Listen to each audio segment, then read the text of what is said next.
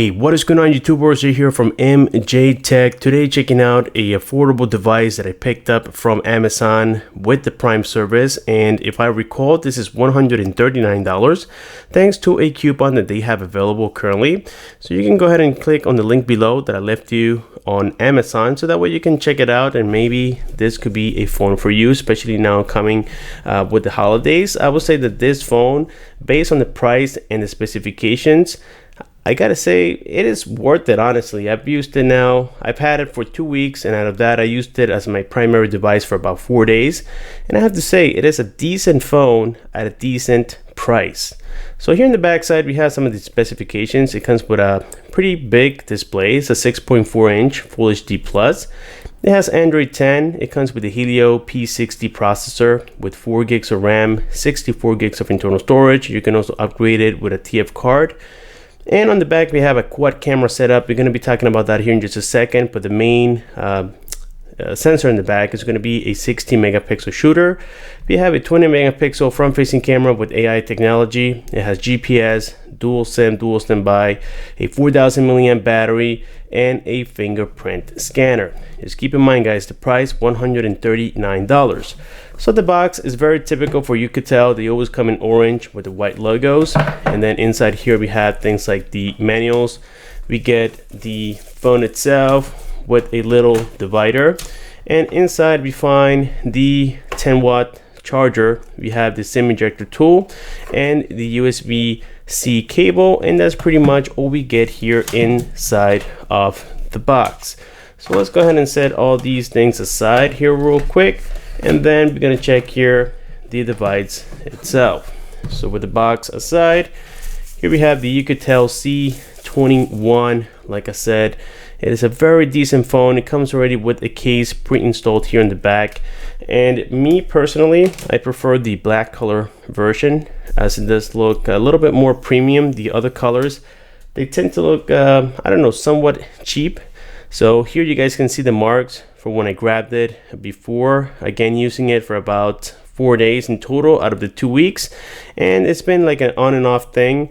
I do have my Verizon SIM card, and here is my SIM ejector tool. Let's go ahead and open real quick here the SIM tray. That way you guys can observe that I in fact do have here a Verizon SIM card, and here it is, guys. This is the 5G one that I'm using with my iPhone 12 Pro Max, and so we're gonna go ahead and insert this back on here. By the way, like I mentioned before, dual SIM. It is a dual standby device, or you can do one SIM and a TF card up to 128 gigs. So it is upgradable, something that a lot of you guys in 2020 can definitely say thank you to. Not every phone out there comes with an upgradable memory. So there we go. And let's go ahead and remove here this front film, which basically tells you the same thing I already tell you from the box.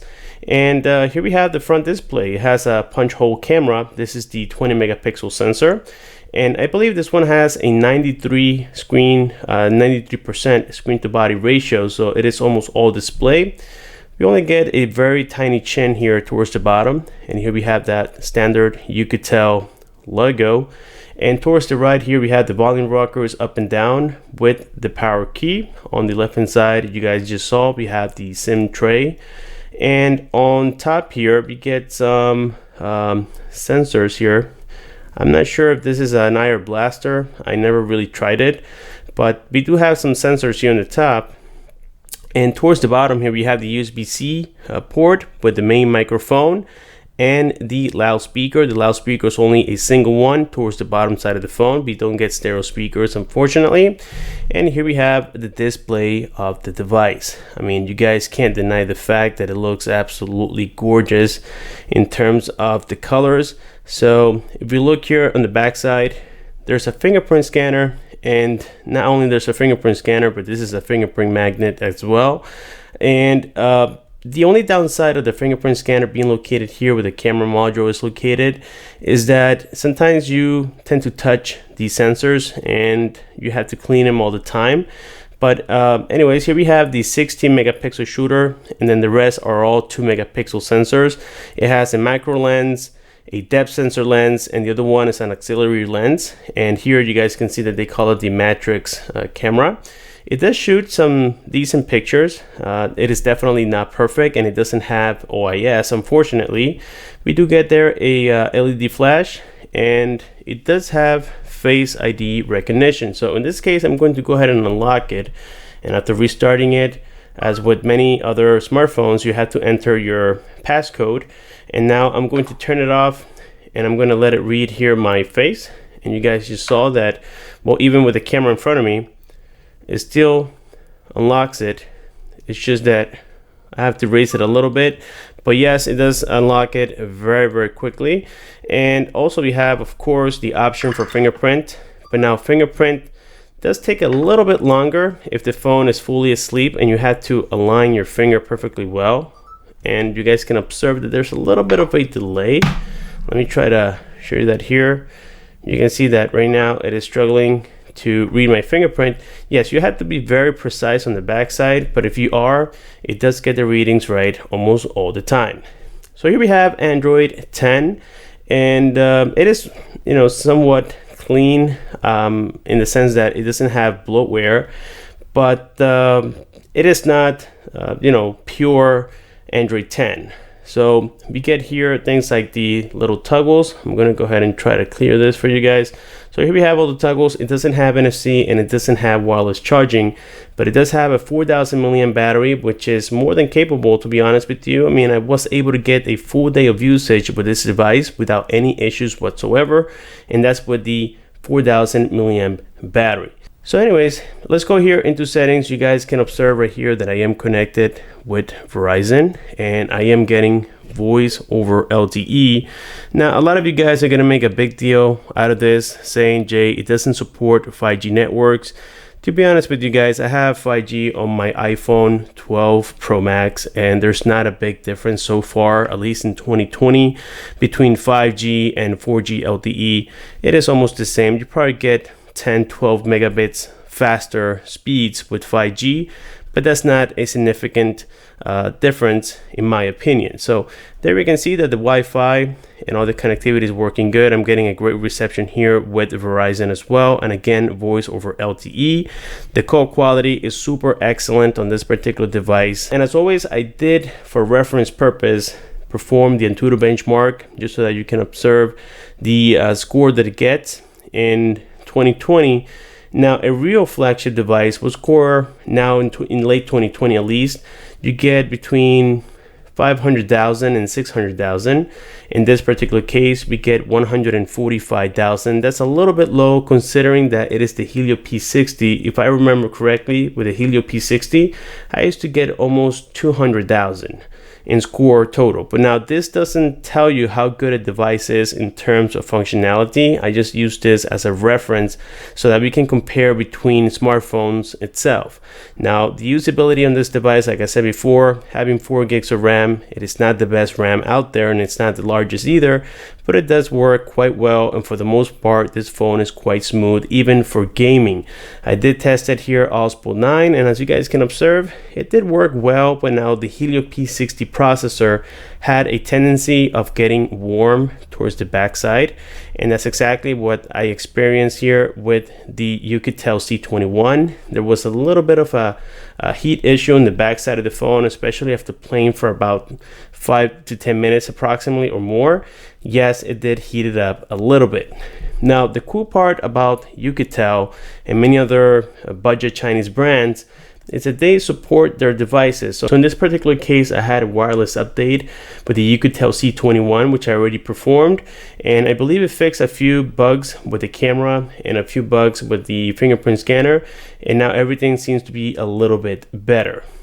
Also, we get here little gimmicky things that I like to call, but in this particular case, I like this specific app. It's called Outdoor Tool, and thanks to the macro lens that we have on the backside, which is the 2 megapixel one, we are able to use it as a magnifier. So for instance, let's say you're reading anything, it could be on your computer screen, then you can zoom in and it gives you a lot of zooming You can see right there, and the focus doesn't get lost whatsoever. So this is a really cool little tool to have. I know a lot of you guys out there sometimes like to read books and whatnot. I think this is kind of cool. Again, it is more of a gimmick than anything else, but at least it works. Then you get things like plumb. You get, in case you want to hang a wall picture, you can also get a little level there. You get the compass, okay, and so on and so forth. So again, if you have a 4 sensor setup, like I mentioned before, there's a 16 megapixel standard lens, then there's a 2 megapixel macro lens, a 2 megapixel depth lens, and then finally we have the auxiliary 2 megapixel sensor. And in combination, you do get quality pictures. But now the main thing I want to show you here is that not having OIS or even EIS, which is optical image stabilization or electronic image stabilization, is the fact that when you're taking videos, it does shake a lot. And to me, in 2020, at least late 2020, that's a little bit unacceptable. I understand that maybe having optical image stabilization could be a little costly, but adding the image stabilization, the electronic one, I don't think that's too hard to do. Again, it is all electronic, so that has to do with the software. But the front-facing camera here, on the other hand, does have good quality. It does beautify your face automatically. Even if you have it on regular picture mode, it still beautifies it. So when it comes here to the front-facing camera, I didn't have any complaints. It does its job quite well. So you have it for the camera. Another thing I wanted to share here with you guys has to do with the quality of the audio. Now, I know I mentioned this is a single loudspeaker towards the bottom side of the phone, and I have to say it sounds quite good. I mean, I know it's just a single speaker, but some of them are really crappy. This particular one is not so bad, and I'm about to show you here that by increasing the volume. And let's go here into the latest video on YouTube and just listen to it.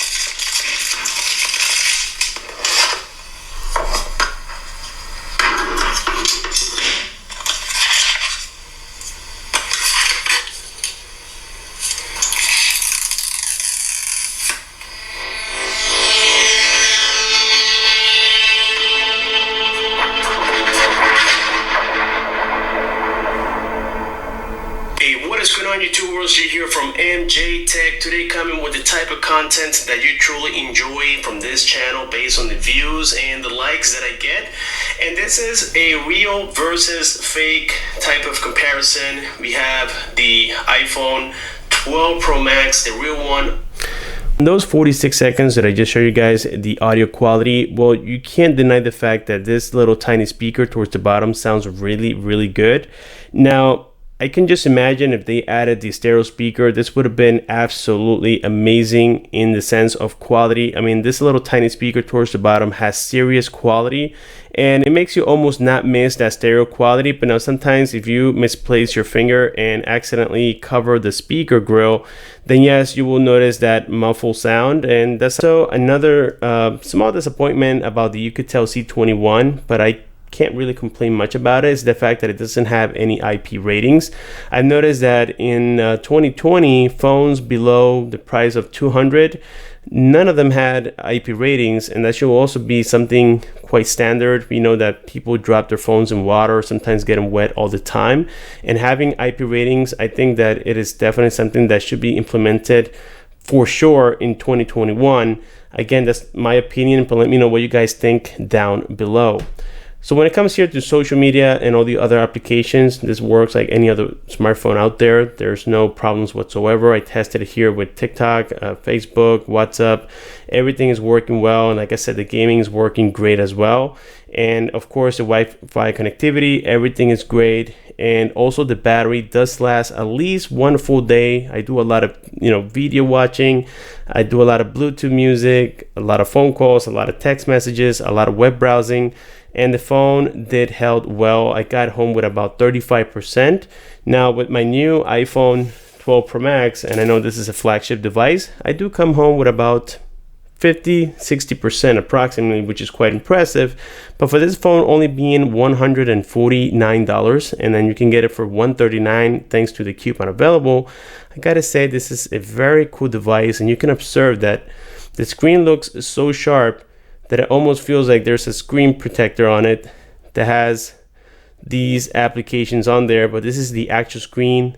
The viewing angles are actually very neat.